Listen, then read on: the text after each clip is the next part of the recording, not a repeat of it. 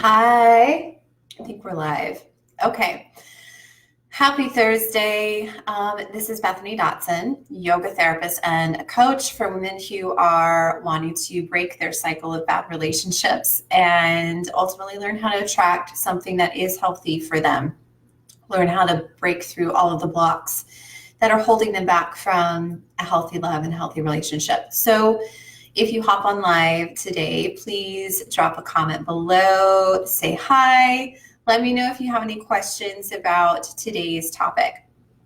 So today, I want to talk to you about why you are still attracting partners who are emotionally unavailable. And for many of you, most of the women that I work with, most of the women that I talk to weekly, they have some kind of awareness that they are the common denominator, that there's something within themselves that is the issue. And 9 times out of 10, it has something to do with they were either raised in an environment, their childhood had elements of emotional unavailability. They either had a parent who was not around, they had a parent who wasn't attuned to their needs, they had a parent who was an alcoholic or an addict.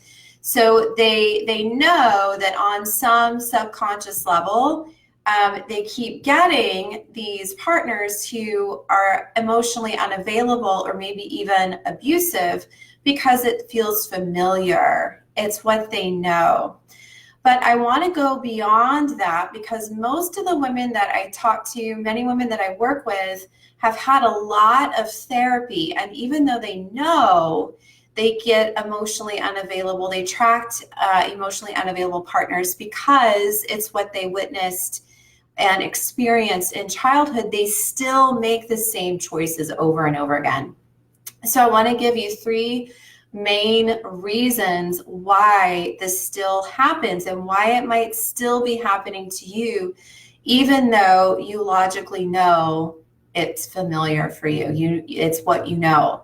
So the first reason, and just FYI, there's really one main reason. So I'm going to cover that one first. And then the other 2 reasons are smaller offshoots, smaller variations, the way that it's going to show up in different areas of your life. So the first main reason, and you might even be aware of this one, is that you yourself are not available. You are not available. You are not emotionally available. What exactly do I mean by that? So the first big way that you can be hindering yourself unknowingly is that you avoid, keyword here being avoid, you avoid your feelings. You avoid facing your feelings and embracing your feelings. You avoid fully dealing with your heartache and the past trauma that you've been through. You avoid dealing and healing with the wounds that are going on within you. And most people have a lot of avoidance tactics and unhealthy coping strategies to help them get through life on a day-to-day basis, especially when they've experienced something as devastating as being involved with someone that you love and it turns out to be an abusive relationship or someone who can't meet you halfway. And if you've done that multiple times in your life, that can leave a mark, that leaves a scar. And so what I usually see happening is many women don't fully want to look at that. They don't fully want to address it in a proper, effective way. And instead, what I see happening is a lot of avoidance tactics. So one big thing I see is many women staying really busy, like packing their calendar, telling themselves they are going to get their life back together. They're going to go back to school. They're going to get an extra job. They're going to get a promotion at their job. They're going to be super mom with their kids and make up for the lost time and the lost emotional energy that they weren't able to give their kids when they were, too consumed with an abusive relationship. They're going to do it all, and they're going to try to make up for lost time. And what ends up happening is I see a lot of women staying so back to back busy that they are essentially living in survival mode, and they're really replaying that fight or flight response that they were living in their bad relationship. And the downside about being back-to-back busy as an avoidance tactic, number one, it's a trauma response. So this is a well-documented trauma response, and it falls into the same patterning of not having enough boundaries. A lot of women who stay very, very busy oftentimes say yes to a lot of things and a lot of people, and don't say yes to themselves. And this is how they are ultimately unavailable for themselves. So staying back-to-back busy is one big avoidance tactic that I see. Another big avoidance tactic, or multiple avoidance tactics that I see, are women who don't want to face their feelings, don't want to face the discomfort of being lonely, the discomfort of shame. They look at their friends and they, that are married, and they wonder why they can't have that. So instead of fully embracing that and working through that, they turn to food, either overeating or binge eating. They turn to alcohol every night to wind down from, a crazy, anxiety-filled, stressed-out day. They turn to shopping online to fill a void. They think that spending something, buying something new will help them feel better. They turn to, just like tuning out from the reality of their situation. They tune out from their emotions by zoning out on Netflix every night, or doing some kind of mindless activity that isn't moving their life forward. And so unfortunately, all of these things, I don't know if you guys can hear that. I think there's a lawnmower going on, so sorry if that's a little distracting. So all of these things don't fix the problem. They don't address the root issue. They're just more like surfacey avoidance tactics, and they're basically a sugar high. So they feel really, really good in the moment. This is just like an unhealthy relationship. When you get back together, when you have a fight and you're in the makeup period, it feels really, really good in the moment, but then ultimately there's a crash at the end. So that's one big way of the main reason, the big way that most people are unavailable for themselves is that they're not fully processing their emotions. They're not fully allowing themselves to heal those wounds, and instead they're avoiding it and turning the other direction and trying to fill the pain with pleasure instead of working through the painful parts. So that's the big reason. So the other two reasons, the second reason that you might still be getting partners who are emotionally unavailable is that you yourself are not staying true to what you really want. And again, this ties into not being available for yourself. So for instance, you might get out of a really unhealthy relationship and you might say, screw that. I'm not doing that ever again. I am going to only date guys that are X, Y, and Z. I only want to attract someone who will cherish me, who will work through conflict in a healthy way with me, who will be emotionally vulnerable and available for me, who will respect me.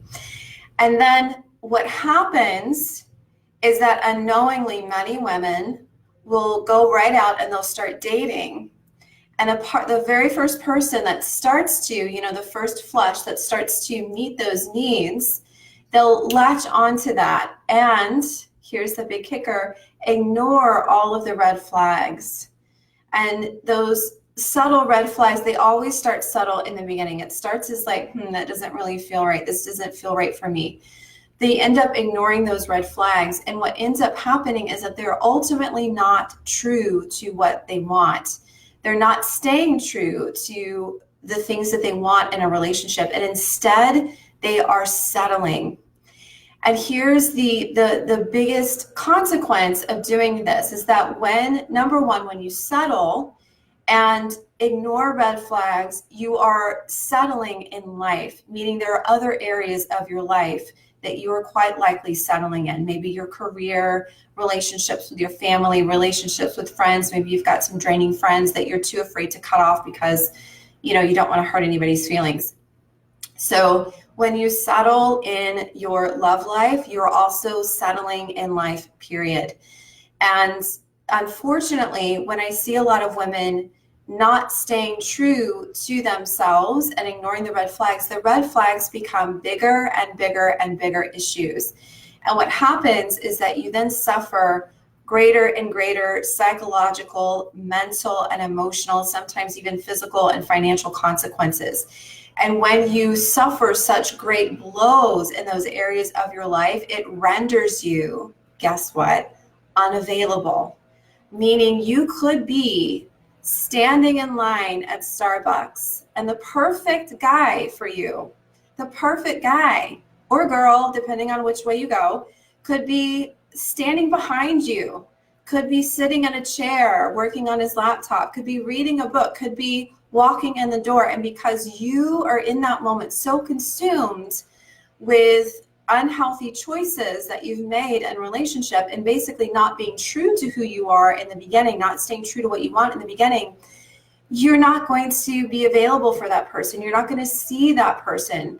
The energy isn't going to be in alignment. So the longer that you ignore red flags and not stay true to yourself, the more you are rendering yourself unavailable for the right partner. And that's the real tragedy about that situation. So the second reason is not staying true to what you want and settling, ignoring the red flags.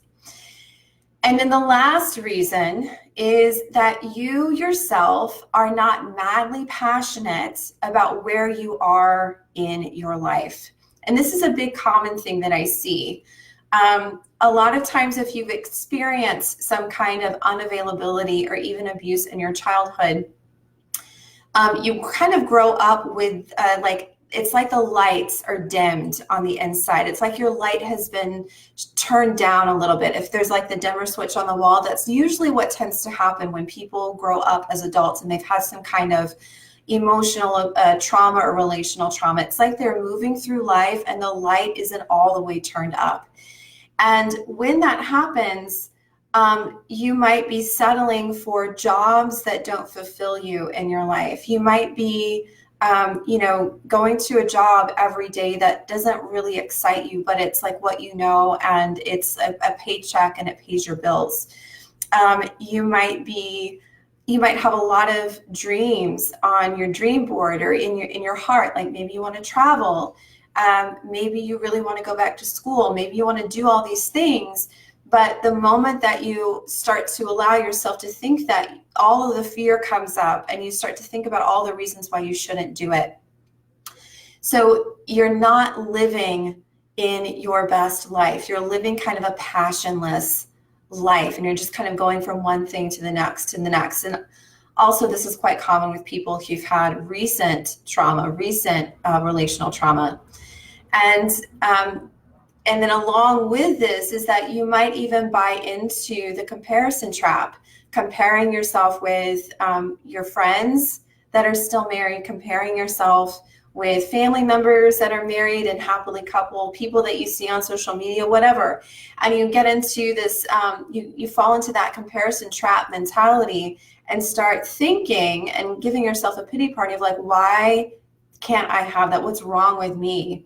And when you are living like in this subpar level, you're not being available for yourself. You are shorting yourself. You're cheating yourself.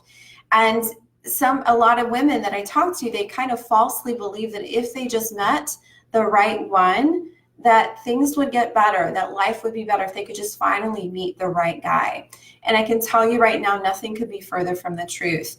And what I see a lot is that women will stay in this kind of passionless living, and then they'll magically attract someone who also isn't really happy with where they are in life. Maybe they've got some financial issues. They're not happy with their job. They complain a lot about their job. They've got some, maybe even addiction issues, something along those lines.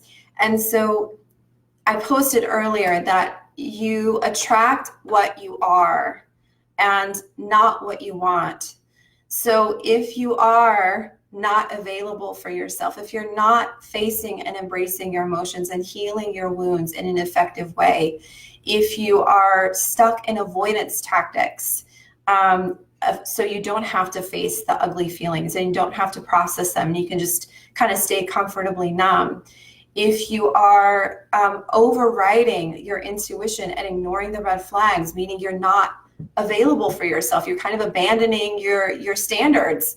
If you are living a life that is passionless, that's just kind of like ho hum, and you've got all these things on your heart, but you're not giving yourself the opportunity to pursue them. Those three things are the main reasons, other than it's what you know, that you're still attracting emotionally unavailable partners or even emotionally abusive partners, whatever your pattern is. Those are the three big reasons, other than your childhood experience, of why you're still replaying that same pattern over and over again.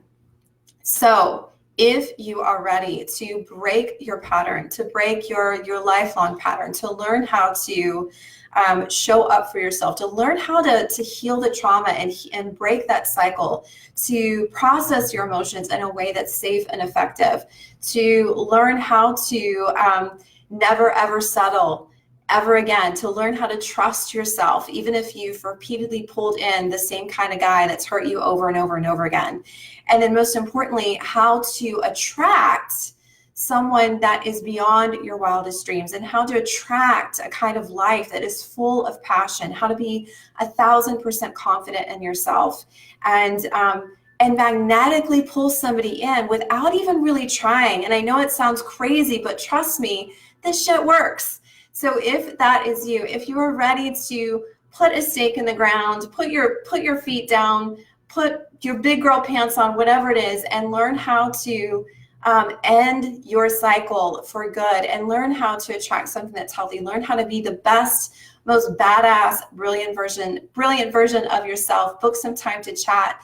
We will help you get really, really clear on what's blocking you from moving forward. And most importantly, we'll help you get clear on the exact steps you need to take to break your cycle. So you can book a free breakthrough call at www.bethanydotson.com/apply.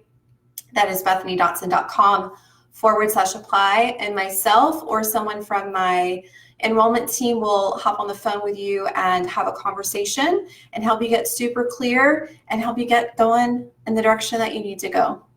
So I hope you have a wonderful rest of your Thursday. Please drop a comment, leave some feedback, let me know what you thought about this, and I will see you next week. Bye. La, la, la, la.